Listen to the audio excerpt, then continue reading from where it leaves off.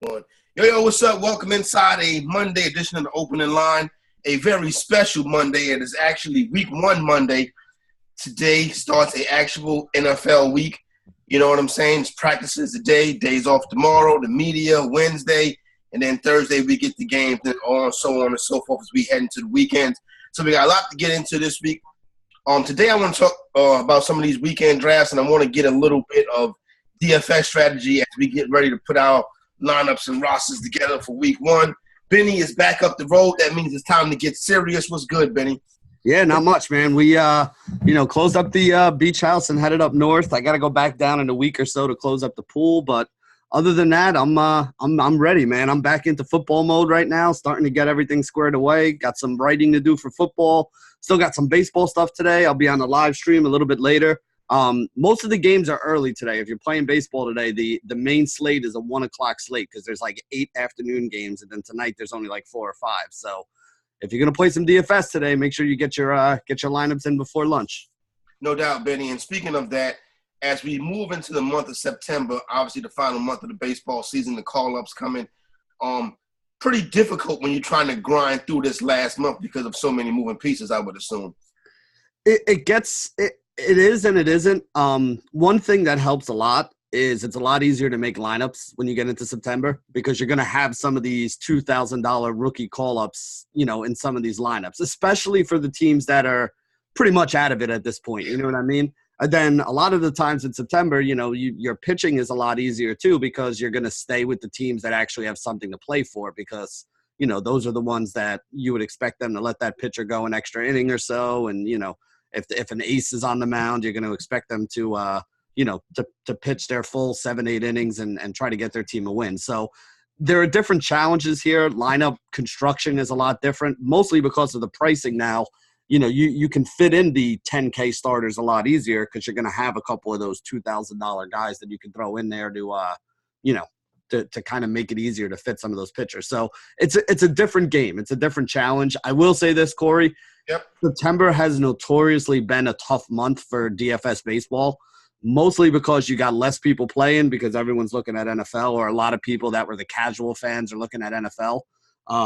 So it really isn't the month where you want to be putting a lot of your bankroll on the line. I usually play baseball during the week to try to grind out a couple bucks to give me a couple extra bucks at the end of the week to play some football with. So that's what I would say to people. Don't be going all in on baseball in September. It's usually not the easiest month to make money. No doubt. You know what I'm saying? And we got to make some money because we got best to place lineups to set and stuff like that. And, all kind of whatever you like to do, whatever your vice is. We need money to take care of those things. All right, so, Benny, when we last left, we're getting ready to head downtown into Manhattan for the NFFC auction. The auction is in the books, Benny. And for the first time, I would say this draft season, we actually somewhat planned it out, and it came out the way that we thought it would. And it all started, Benny, with Travis Kelce, who came in, who we put on paper $35. He came in at $29. Ooh, did you get him? I got him at $29. I think you got a really good deal on Kelce at $29. I mean, listen. The auction after mine, he went for $41.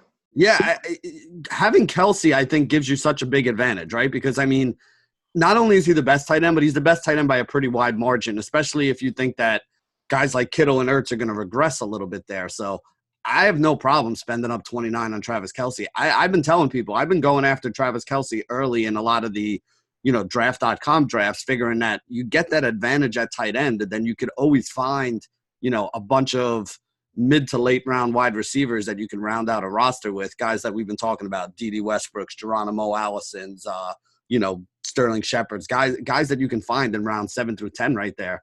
So I think that's good, man. Getting $29, Travis Kelce, getting him at a discount to what we thought he would be is definitely nice.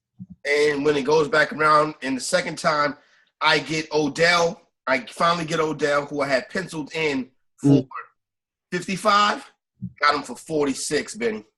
Again, I mean, if you're saving money on some of these guys, that's awesome because that gives you more money to be able to go after other players. So getting Odell for, 10-15% discount and getting Kelce for a 10-15% discount, that should have set you up for a pretty good draft. Well, I was able to come out with the running backs I was able to still with those discounts, I was still able to pull off 3 what I think to be solid running backs. I figured that was going to be difficult with Travis Kelce and Odell Beckham on the team. Mm-hmm. But actually, being that I got those discounts, I was able to come out with Sony Michel, Marlon Mack, and Miles Sanders as starters. That's not bad at all. That's not bad at all, man. That's a good way to start the draft. How did the rest of the team work out? So I was able to get my wide receiver 2 is Alshon Jeffrey. Okay. I paid $17 for Jeffrey. My wide receiver 3 is Sterling Shepard, who I paid $13 for. Not the prices I really wanted, even though I don't mind the $17 on Jeffrey. The $13 on Sterling is a little bit high, but I needed them. You know what I'm saying? Because I needed somebody that I could throw in there. So that's how the starters came out. On the bench, Jacoby Brissett, Giovanni Bernard, Brian Hill, the kid Raquel Armstead. I got a $10 AJ Green on this team, Benny. Okay. Michael Gallup when he gets back. Michael Gallup's on this team. Greg Olsen also joins the team. And I just happened to walk into a $1 Carlos Hyde, and 24 hours later, he becomes a member of the Houston Texans with an opportunity to do something there. We'll see how that works out, Benny. I still think that DJJ, Duke Johnson Jr., is the back to own in Houston. Yeah, there were a couple moves this weekend that we should probably talk about here because it does change some of the ways we're looking at some of these guys. Let's start with the Carlos Hyde one. I don't think it affects Duke Johnson at all. I really don't. I agree. Yeah, I mean, to me, I'm still high on Duke Johnson. I still think Duke Johnson belongs around pick 50 or so. That I'm going to call it the third wave of running backs. Along with guys like Tevin Coleman, probably behind a guy like Chris Carson. Definitely behind him after what I saw this week, and we'll get into some of that. Go ahead. Yeah, no, again, I've been high on Carson for a while. I've been getting him late in drafts, and I thought people were a little crazy for not taking him a little bit higher. So I like that. But yeah, I mean, to me, Duke Johnson, I mean, maybe you take him down like 1 or 2 spots, but to me, he's still like a 20, 25 and running back somewhere in there is where he should be going. And, that puts him at like a 5th round pick or so, around pick 50, around pick 60, somewhere in there. I don't really think that changes anything. But let's talk about the other side of the Carlos Hyde thing, right? Like Carlos Hyde getting cut by Kansas City kind of paved the way for Kansas City to go out and pick up LaShawn McCoy there. Yeah. So what do you think of LaShawn McCoy? Does he affect guys like Damian Williams or guys like Darwin? I mean, I heard that Shady got cut. My first thought was, please don't end up back with Andy Reid in Kansas City because that's going to mess up the Damian Williams love. Now, I would agree that Darwin Thompson is the guy who takes the biggest hit from this news right here, Benny. Mm-hmm. But this is, if you're a Damian Williams owner, you're not feeling that was kind of, I don't want to say horrifying, but when you saw that news, I'm quite sure all of us guys that have shares of Damian Williams, it put a lump in my throat, Benny. I don't think it affects Damian Williams as much as some people are making it seem. Like people are like, oh, Shady's going to be the starter and Williams is going to be the starter.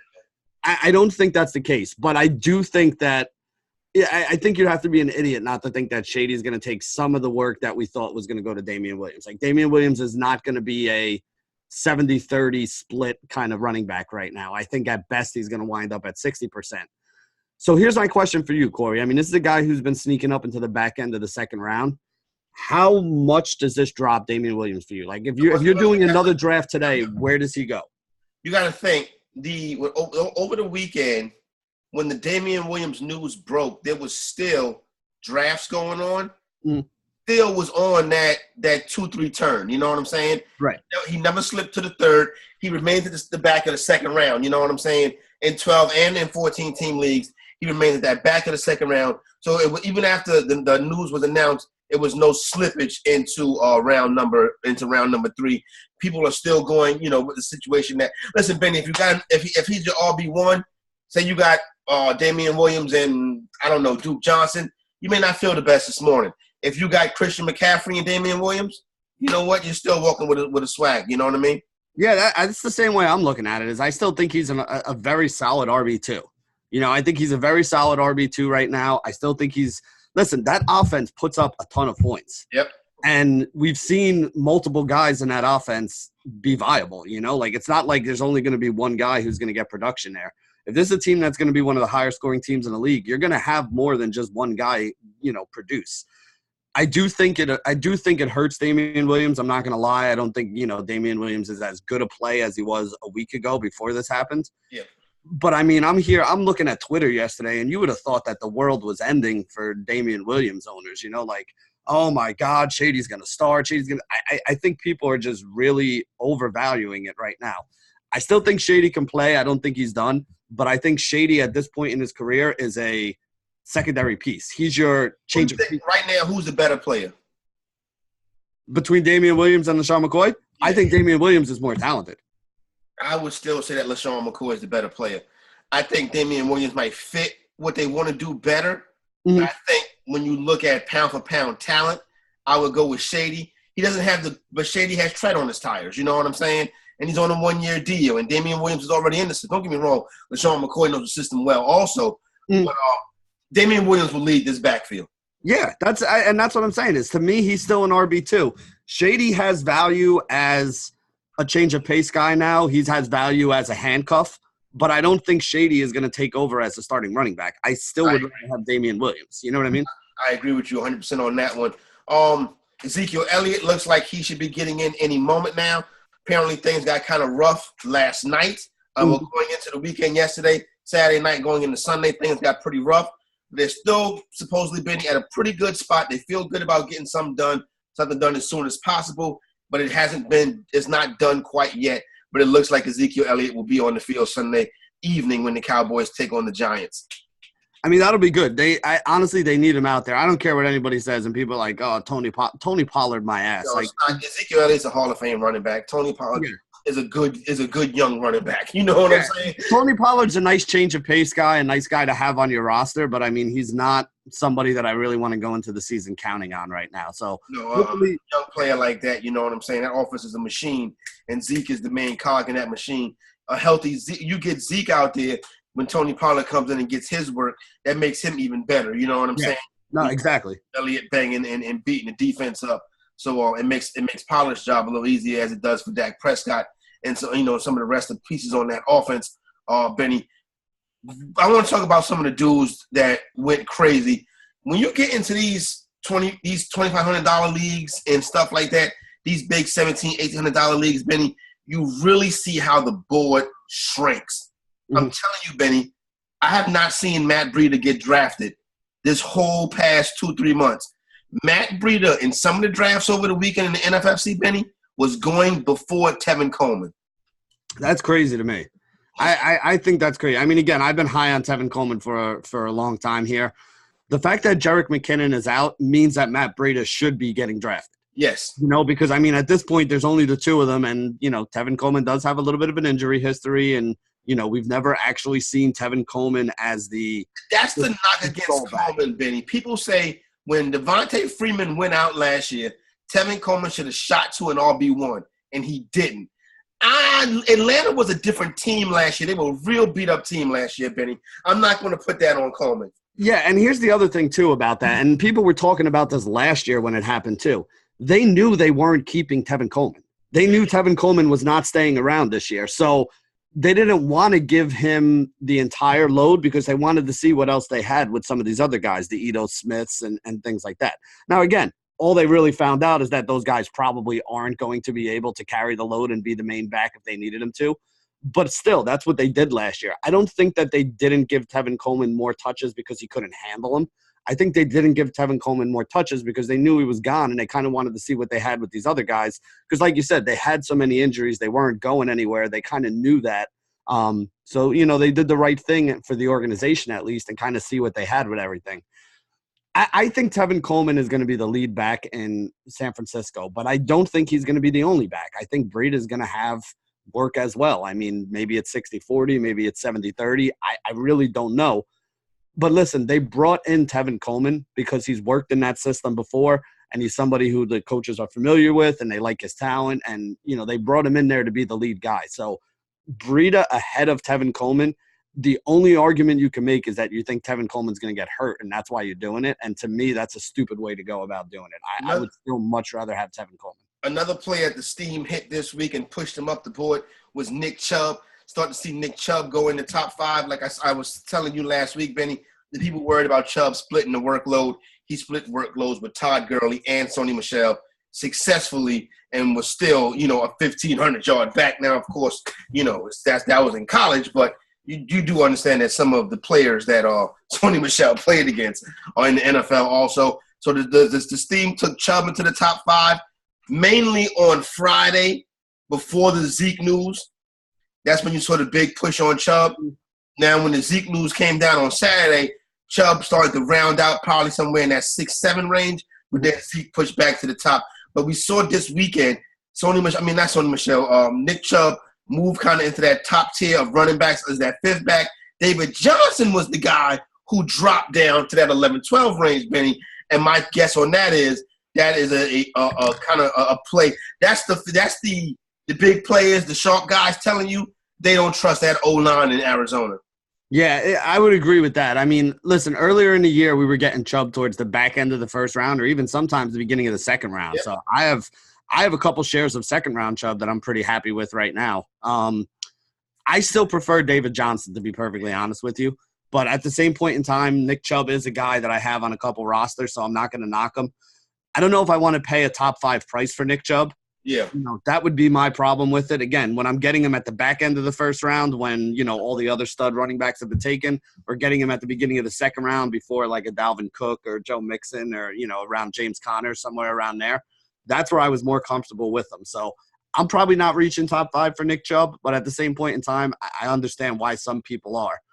I wanted to ask you about the other side of the Shady McCoy situation, though, and that's the hole that he left in the Buffalo Bills backfield. Yeah. We're talking about Devin Singletary as the guy who's probably the most likely beneficiary, right? The rookie that they brought in and all that. You're right. The steam hit him on Sunday, but I know what you're about to say, Benny. Yeah, I mean, they do still have Frank Gore, whether people like it or not. Yeah, this is true, son. They also have TJ Yeldon, who's a good pass-catching back out of the backfield. So is Devin Singletary the Buffalo Bill running back I would want to own? Probably, but I don't think that he's going to be the workhorse like some people are expecting. I think there's a chance Yeldon sees some passing down work. I think there's a chance Frank Gore still sees some running down work.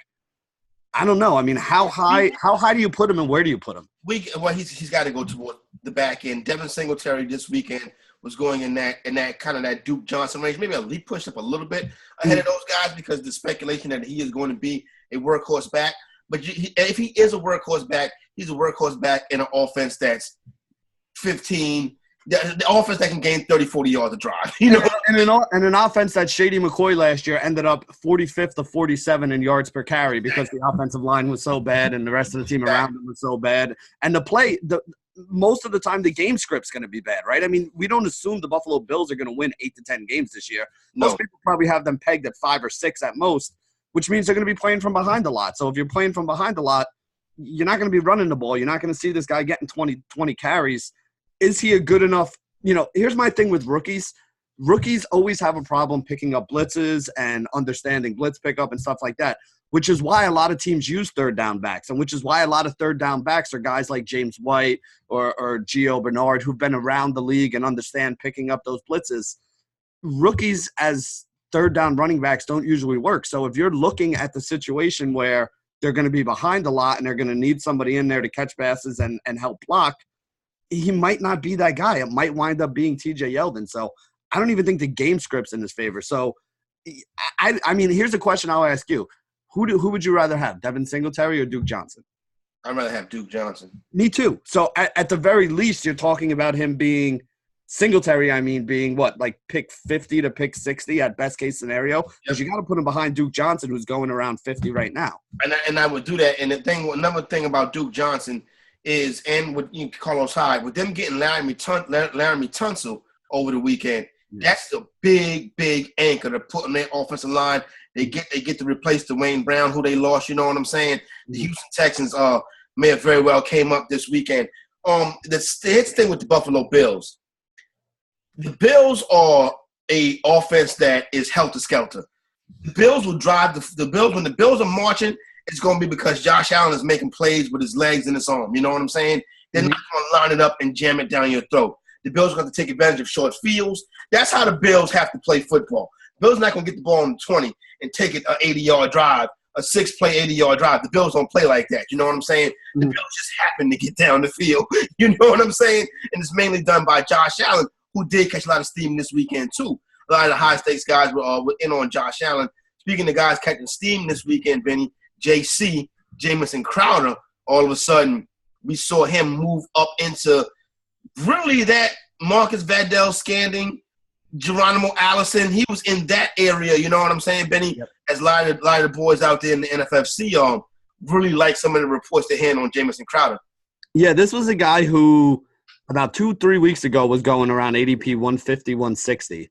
And you're right. Now he's up there in the ADP around 100 with a lot of the guys that we've talked about. Geronimo Allison, D.D. Westbrook, all those guys in that range. The guy catching steam, Benny, is D.D. Westbrook. Saw him start to go in the 4th round this weekend. Yeah, he has moved way up there. Like, I'm very happy with the shares I got of him on pick 80s, 90s, 100s around there. I actually saw him, Corey, going to top 50. Well, yeah, I guess that would be 4th round, right? Like top 50 is what he went in a draft I was in this weekend, which, again, like he wasn't even on my queue list at that point in time. Like, I'm normally waiting another 2 or 3 rounds before I put him up there. So if you want D.D. Westbrook, I think you're going to have to really go up and get him right now. Yep. It puts him in the Chris Godwin thing for me, right? Is in the 4th round, you're buying all the risk with D.D. Westbrook. No if doubt. He doesn't have the 80 to 100 catch season and 1,000 yards and get in the end zone a couple times, you kind of overpaid for him at that point. So I like D.D. Westbrook. I'm not knocking anybody, but for me, the shares of D.D. Westbrook I have now is the shares that I'm probably going to end up with when the ball kicks off for the first game, because I don't see myself reaching up into the 4th or 5th round to grab anymore. Steam also hit my man Big Mike Williams out there for the Chargers this weekend. So to show him push up the draft board, where guys were actually targeting him, you know what I'm saying? And you know what? I'm a Big Mike Will guy, you know what I'm saying, Benny? I don't have any shares of Big Mike Will this year. I am probably going to try to do one more team just to have some Big Mike Williams. So my big problem here with Mike Williams, it's not even really my problem, but it's more my problem with the Chargers, right, is, Melvin Gordon was a touchdown scorer. Mm-hmm. Whether you liked him or not, maybe he wasn't the greatest running back. People have been knocking his talent and all that stuff. That's fine. I've been and he ran and he got touchdowns. Yeah, and he got touchdowns. So now without him, they have to figure out how they're going to get into the end zone. I don't see Austin Eckler really being that guy. I don't see Josh Jackson really being that guy. I think it's going to have to come a little more with the pass. So guys like Hunter Henry, guys like Mike Williams. Mike Williams last year, Mike Williams' main skill last year, Corey, wasn't catching passes and getting yards. It was scoring touchdowns. Yep. The big games he had was when he got into the end zone a couple times. So if they're going to be needing somebody to get into the end zone more, you got to think that he's going to be one of the guys that's up there. I don't really want to reach for him because he's been a guy that I feel has been getting drafted a little too high. He's been going, around like pick 50, pick 60 or so. Haven't really had a lot of exposure to him at this point. I might not even have any shares if I'm not mistaken. There you go. All right, Benny, this light is hot, and you know what I'm saying, we want to get everybody squared away and situated into what they're doing. Big piece of chicken. Let's get out of here, Benny. All right, fair enough. I'm going Jalen Hurts. Okay, go ahead. You go first. I got Jalen Hurts, Oklahoma's new quarterback. Did an excellent job last night. Interesting weekend betting college football. That Oregon, that was one of the baddest beats you could possibly have. You know what I'm saying? Yes, it was. But it actually ties in real nicely with my big piece of chicken. I'm giving my piece of chicken to Bo Nix. Yes. This is a kid who grew up a fan of Auburn, was at the game when they played Oregon for the national championship a bunch of years ago as like a 12-year-old kid. And now he's out there as a true freshman, 18-year-old kid, throwing a touchdown pass to win the game for Auburn. Yeah. Not only am I giving him the big piece of chicken, but somebody needs to send that kid a pack of condoms because he is a freshman in the freshman dorms in the first week of school. He just won a huge game on national television for Auburn. I don't want this kid coming down with an STD this week, Corey, because there's going to be a line of chicks outside his door when he gets back to campus. Shout out to Buddy Nix. He definitely deserves it, and we deserve to get out of here. Rest of the week, DFS and all of that good stuff coming up. We got a true NFL Week 1. Pretty excited about that. But right now, it's time for us to get out of here. Holla at you.